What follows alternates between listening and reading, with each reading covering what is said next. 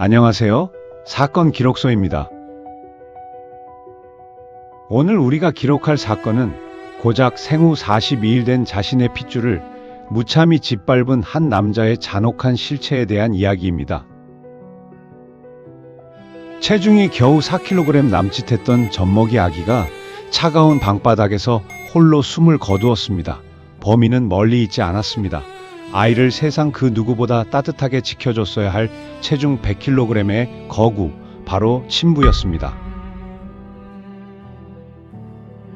세상에 태어나 단 42일, 이 작은 생명이 마주해야 했던 공포는 과연 무엇이었을까요?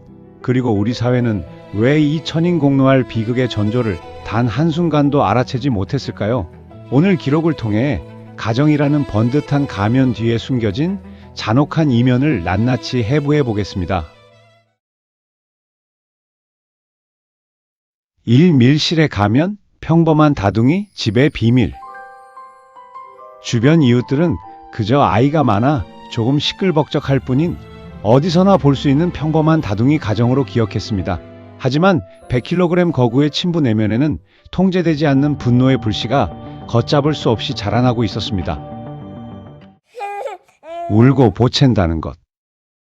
젖먹이 아기에게 울음은 짜증이 아닙니다. 이 세상과 소통하고 살아남기 위한 유일한 생존의 대화 수단입니다. 하지만 친부에게 천사 같은 아이의 울음은 그저 자신의 수면을 방해하는 귀찮은 소음에 불과했습니다. 자신의 감정 하나 통제하지 못하는 성인 남성의 찌질함과 나약함이 가장 치명적인 방식으로 고개를 들기 시작한 것입니다.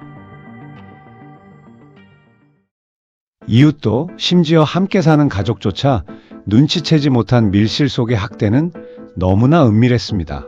특히 아이가 많은 집이라는 환경은 오히려 주변의 감시를 무디게 만들었습니다.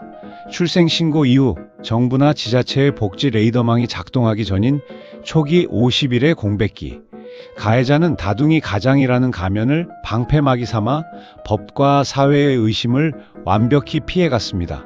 아무도 보지 않는 어둠 속에서 작은 생명은 그렇게 매일 밤 공포에 떨며 홀로 비극의 시간을 보내고 있었습니다.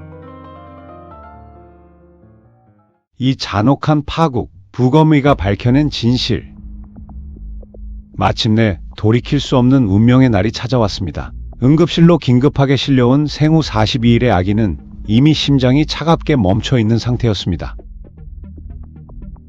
친부는 병원에서 오열하며 슬픈 표정으로 거짓말을 늘어놓았습니다. 분유를 먹고 자던 아기가 갑자기 숨을 쉬지 않았다.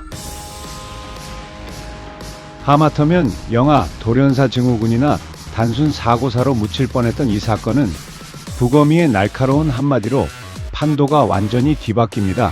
아기의 사인은 영아 돌연사가 아닌 외부의 강한 충격에 의한 대뇌출혈과 전신 다발성 골절 및 장기 손상이었습니다.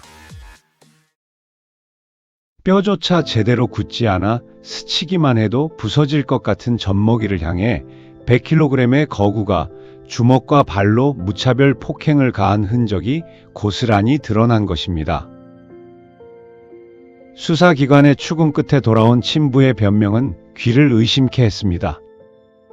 울음소리가 시끄러워 홧김에 몇 대 때렸을 뿐 죽일 의도는 없었다.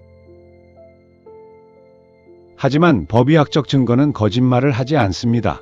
고의성이 없었다는 변명을 깨부수기 위해 수사기관은 즉시 살인의 미필적 고의를 적용하여 구속영장을 발부하고 그를 법정에 세웠습니다. 3기만적인 재판, 누구를 위한 법인가? 재판 과정에서 보여준 범인의 행태는 더욱 공분을 샀습니다. 그는 반성문 수십 장을 제출하며 어떻게든 형량을 줄여보려 애썼고 변호인을 통해 황당하기 짝이 없는 주장을 펼쳤습니다. 남겨진 다른 자녀들을 양육하기 위해 가장인 친부에게 선처를 베풀어 달라는 논리였습니다. 자신이 한 아이를 죽여놓고 다른 아이들을 키워야 하니 용서해 달라는 이 잔인한 기만을 재판부는 어떻게 받아들였을까요? 결과는 징역 13년. 한 번뿐인 귀한 생명을 무참히 짓밟고 빼앗아간 대가치고는 턱없이 가벼운 형량입니다. 가명의 방패막이 뒤에 숨은 친부의 전말을 보며 우리 법은 과연 누구를 위해 존재하는지 묻지 않을 수 없습니다. 피눈물을 흘리는 것은 먼저 떠난 아기와 이 비극을 지켜보는 국민의 몫이 되었습니다. 4. 우리가 기억해야 할 이면의 진실. 이 사건은 단순히 한 개인의 일탈이나 끔찍한 사이코패스의 범죄로만 치부해서는 안 됩니다. 가장 안전해야 할 가정이 어떻게 완벽한 범죄에 밀실이 되었는지 그 구조를 봐야 합니다.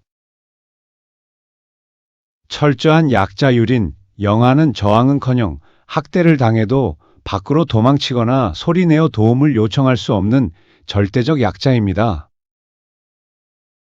뒤틀린 소유욕, 내 핏줄이니까 내 마음대로 통제해도 된다는 가부장적인 뒤틀린 소유욕이 이 비극의 본질입니다.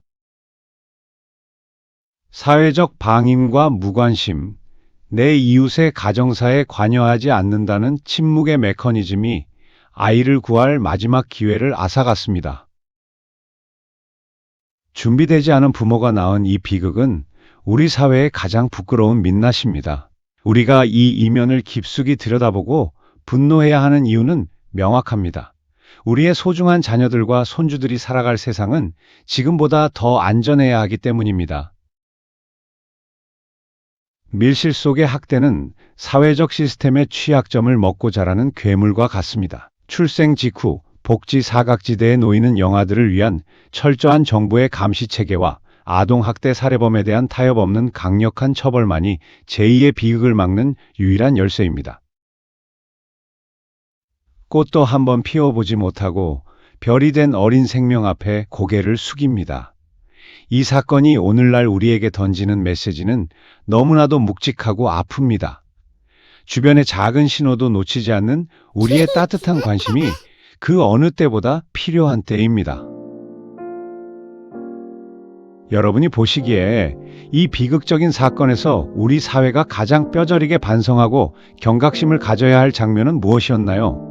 여러분의 소중한 의견을 댓글로 공유해 주세요. 더불어 사건 기록소에서 구체적으로 다루어 주었으면 하는 실제 사건이 있다면 언제든 댓글로 남겨주시기 바랍니다. 구독과 좋아요, 알림 설정은 다음 기록을 이어가는 데 가장 큰 힘이 됩니다. 지금까지 사건 기록소였습니다. 감사합니다.